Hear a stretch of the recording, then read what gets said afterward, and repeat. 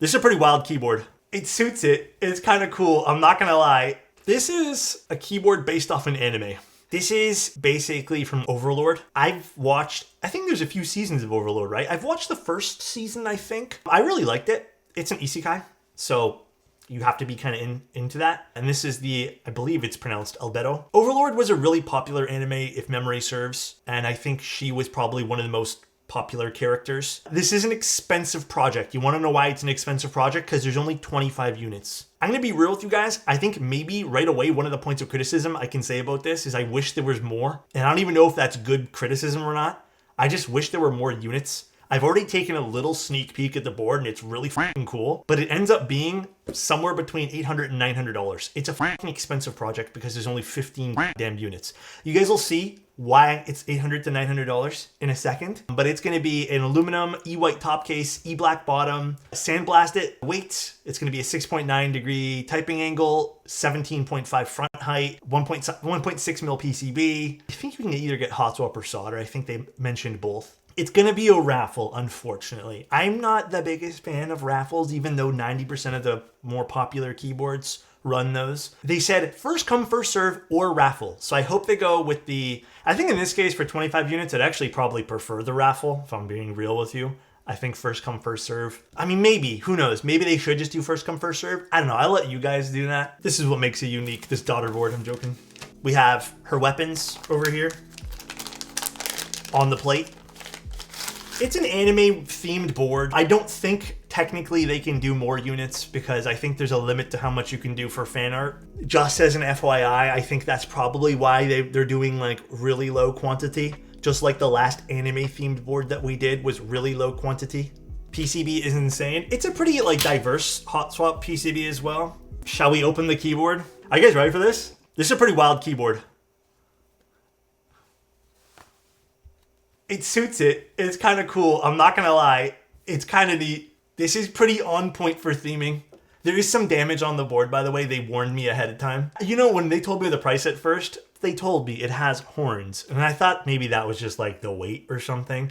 I was like, man, this is an expensive keyboard. And then when I saw it, I'm like, oh, this sort of makes sense. The machining on this, even though it's a separate piece, it looks like, is probably a little bit more expensive here. I don't know if I can defend this. Dude, hey, you know what? I'm already going to tell you guys, I don't know if this is going to be for everyone, but if you're a big fan of the anime, they did go all in, dude. This is the side profile with the horns. It legitimately looks pretty cool. And then if you actually look at the side profile too, minus the horns, it does have what looks like, is this a slight curved keyboarder? Is that? I can't really tell. It looks like there's a slight curve here. I think there is. Pretty nice design, even outside of the horns here. This is really nice. This was done very, very well. The weight turned out really nice. What are the horns made of? Actually, I'm not sure. Keyboarder, what are they made of? Like the actual material. It's just aluminum, right? It's weird. It doesn't really feel like aluminum. It almost feels like a PVC or something, but I can see it is aluminum. Low quantities, if anyone wants like the justification for price here, it's probably you got that, you definitely got that anime tax a little bit. It's an E-ivory coating. It definitely looks like ivory. I can see these parts being quite expensive. The keyboard itself has some shape to it, so this probably is a little bit more money to make. This has the Bion bolts, by the way. Nice little feature. I don't know if we should call them Bion bolts anymore, just angled screws. So nice little feature for a hidden screw design. Probably one of the hidden screw designs that makes more sense. And then also they mentioned that there's going to be some random, I don't know if every unit's going to get this. In my opinion, I'd like every unit to get it, but they mentioned that select units, like randomly, will get this artisan too. I will admit, I do wish every unit would. It's a neat little artisan. But you know what? Let's get some stabs prepped for this. Seems weird for only some units. Yeah, for something this a little bit, for something this niche, I'd prefer personally if every unit got it. And then look what we're using for switches today, guys.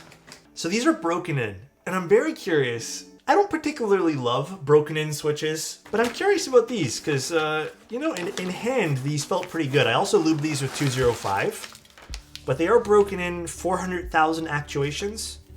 Not as much as some other units I've seen, so maybe that'll help it. And these are also MX2As, but I do like these new MX2As a lot. Not the broken in ones, because I don't know how they sound yet. Maybe this will sound really good. I hope this reaches the right audience. because it is a very low quantity run, and I really hope it reaches the people that want this. But I think it's a very important to understand this is expensive. It's going to start, I mean, they just gave me a ballpark, but $800 to $900. It's super expensive for what it is. And again, I can sort of see it in some areas. Probably some prototyping that went down that cost a whole bunch, and they only want to do a very limited quantity. Yeah, low quantity, tons of custom CNCing, like I get it. I don't know if these anime boards, tons of interest, and you know what, even if they probably did like a 100 MOQ, which is a lot, I don't know. I don't know how many people would actually be interested in buying something like this. So you can kind of see how the horns are done. Yeah, these horns alone probably cost a lot. I mean, they're very well machined. If you guys want to take a closer look, here, actually, we'll do like this. They're well machined. Look at that. Like, no machining marks. For what it is, like, I'm very impressed. You kind of just screw them in here, so you can technically take these out. Yeah, you know what actually is a really good idea, keyboarder? Hear me out. What if you just offered, I don't know, maybe for the future, you do something else like this? For next time, you should probably offer some sort of like just basic generic like flush plug that if someone wants this and doesn't want horns, they can just kind of swap it out. I don't know how expensive that would be. Yeah, just like a cover up or something. Just as an idea. You don't have to add this, just as like an extra piece. Just as like a thought maybe for the future. Very well done though, for what it is, very well done. I also like the way the screws work here. Those angled bolts really help with making this a little easier to take apart, which is very thoughtful. You know, I do like these angled screws. They're so easy to put in. Well, we'll definitely put on this artisan keycap. I feel like this belongs here on this. You know, one thing I didn't really notice about the board now that I'm seeing it one more time in the light, I think the E-White doesn't do this justice, but it does have this really nice kind of finish. Again, I don't know if this is doing it justice, and I apologize. See this kind of taper on the side? How it kind of travels all the way to the front, but kind of continues as the front lip? That is a very pretty touch. Here we go. This is a good position of it. That is a very pretty touch to this. Yeah, and even the side profile having that smidge of a cherry lip and having such a low front height, it genuinely is. Like, this has some good lines to it. Like I said, if there was a way to cover up the horns for people who don't like it, even though they're not really going to add anything to the sound profile or take away, this would be a very pretty side profile. Because again, it kind of curves down a little bit. I like this curve on the butt. And then it does kind of peek out a little bit over here too because of this curve, which is nice too. But yeah, this is genuinely nice. No, they're not very sharp. They're just kind of rounded off. This looks great with Lux on it, by the way. I really like the way this looks, actually. It's really growing on me, by the way. This is a good-looking keyboard. It has the right vibe to it. I think Lux is perfect for this. I can see the character who it's designed after. I say this lightly because I don't think it matters in the long run, but it's cool to me. This might be one of the best themed keyboards after a character that I've ever seen. I really, really mean that. Even down to the weight, having the character, you know, sort of stylized on the back over here and just themed. It's cool. Like, they're really selling me on like a theme of a keyboard. Seems like a lot of work went into this. Yeah, machining is good on the horns. Like, there's a lot of curves and just the keyboard itself doesn't lack any fun stuff here. Again, even the shell of the keyboard you guys can see it has a lot of character everywhere. And my worry was when I saw the $800, $900 price tag on this, my worry was this is going to be a very basic keyboard with just an anime weight. But when I started looking into like the actual photos of this and then getting to see the board in person, this is very unique. And I hope that this finds the right audience of people who really like this character and are willing to invest on this particular keyboard, because I think this project's really cool. I have no quarrels with how this is built. I think the use of those angled pieces is really nice. I still don't love screwless builds, but I think in this particular case it sort of makes sense. You know, I maybe would have opted for push-in feet and hiding the screw underneath these. Let's see how this sounds. And this is with MX28 oranges, done with 205. They're also broken in for 400,000 actuations, if I'm correct. Aluminum plate, O-ring, the Albedo keyboard, hot swap PCB. Oh, okay.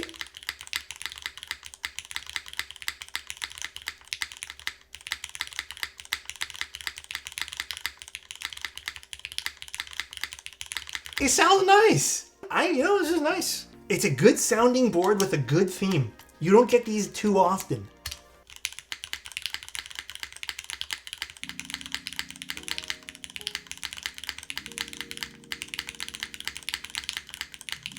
This sounds really good. I'm very happy with this. As I keep clicking, there's a faint underlying metallic sound in some areas of the board, but it's not something I'm overly angry about. Like, I think I'd leave it personally, but you can probably force break this, which maybe we'll do.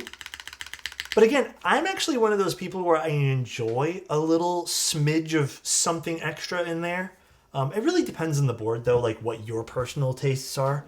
Force breaking is something super easy to do. You can literally do it with tape. Okay, let's unscrew this now and let's try force breaking it as well as top mounting it.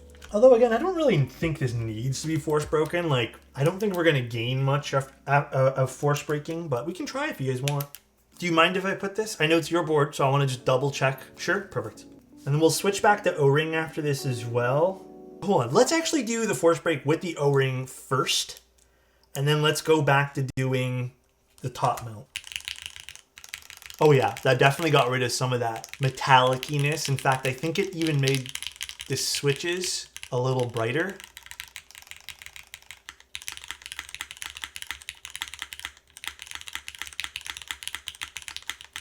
Keyboard still sounds fantastic though. Very happy with this. It got rid of it a bit. I might have preferred it without the force break, but I think it's all personal preference. It still sounds good either way. Oh, interesting. Does this sound really good in top mount config? I really like the O-ring. Has a really good typing feel. Is this a really well done top mount here? Is this gonna be one of the few top mount keyboards that I actually like with an aluminum plate? So just so you guys know, my personal preference is top mount polycarbonate. But there has been keyboards that have proven me wrong, that have made me go, damn, that aluminum sounds real good right now. No, I like it better with O-ring. It's good in top mount though. Yeah, I like it a smidge better. It's more my sound profile with the O-ring.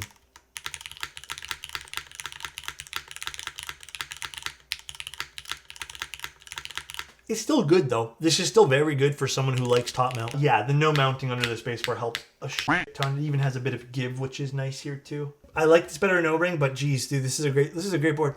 This is nice. It's a very specific project, very specific, but I like looking at unique things like this. Every once in a blue moon, I'm gonna keep it a buck with you guys. If this wasn't unique, if this was just some anime weight stuck on a regular rectangle that they were trying to sell for a lot of money, I would have been pretty upset and I would have called them out. But this is probably one of the nicer, if not the nicest themed keyboards that has come across my desk in a while. I only watched like a season or something of Overlord. I'm not the biggest like Overlord fan in the world. It was a good anime. I enjoyed watching it, but I can see the character in this too. If you told me this is Overlord, I would have even like, yeah, maybe I didn't remember the name, but this I can see the character here. Again, I hope it hits its mark. I think this is gonna hold some people back realistically from buying this because of the price point. We have to be real. But for those who are interested, judging by this, and obviously there's some small bits of damage from this that I was told well aware. They made me well aware of it beforehand. They said, hey, some of this is gonna be pretty damaged because it's their unit that they've been trying a lot of. So there's like scuffs in the corner. This is very nice. Yeah, we did the sound test for top mount. This is top here. The E coating looks great. I'm assuming the black is anode. That looks great. The machining looks great. The weight looks great. This has a lot of fine lines in case you guys missed this too. This can actually be difficult for some people to do if you go with like a bad manufacturer. I don't know who they used here. This is very well done. Sometimes you don't get very crisp lines here. The machining is good on the horns. Very, very well done. Low port placement too, for anyone who's wondering. If you have chunky cables, might not work because it might drag against the ground, but talk to you guys later. Good night, everybody.